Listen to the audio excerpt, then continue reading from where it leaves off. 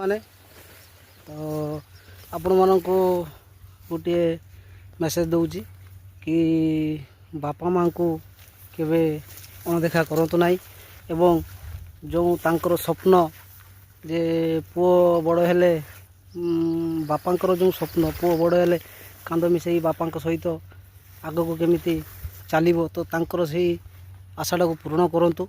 କାରଣ ବାପା ମାଆ ହେଉଛନ୍ତି ଜେନ୍ତା ଠାକୁର ଆମର। ତେଣୁ ଯେହେତୁ ମୁଁ ବାପା ମାଆଙ୍କୁ ହେଲ୍ପ କରୁଛି ତ ମୋର ମେସେଜ ସେଥିପାଇଁ। କାରଣ ସାଙ୍ଗମାନେ ବି କ୍ୱେଶ୍ଚନ୍ କରିପାରିବେ ଯେ ତୁମେ କ'ଣ ବାପା ମାଆକୁ ହେଲ୍ପ କରୁଛ? ତ ନିହାତି। ତ ଏବେ ଦେଖନ୍ତୁ ମୁଁ ବିଲକୁ ଆସିଛି ତ ବାପାଙ୍କ ସହିତ ଔଷଧ ଦେଉଥିଲି। ତ ଏବେ ବାପା ଦେଉଛନ୍ତି, ମୁଁ ଏବେ ତାଙ୍କ ପାଇଁ ପାଣି ବୋତଲ ଏବଂ ନାସ୍ତା ନେଇକି ଯାଉଛି। ତ ସମସ୍ତ ସାଙ୍ଗମାନଙ୍କୁ ଅନୁରୋଧ ଯେ ବାପା ମାଆଙ୍କୁ କେହି ଅଣଦେଖା କରନ୍ତୁ ନାହିଁ ଏବଂ ବାପା ମାଆଙ୍କର ଆଶା କେହି ଭାଙ୍ଗନ୍ତୁ ନାହିଁ।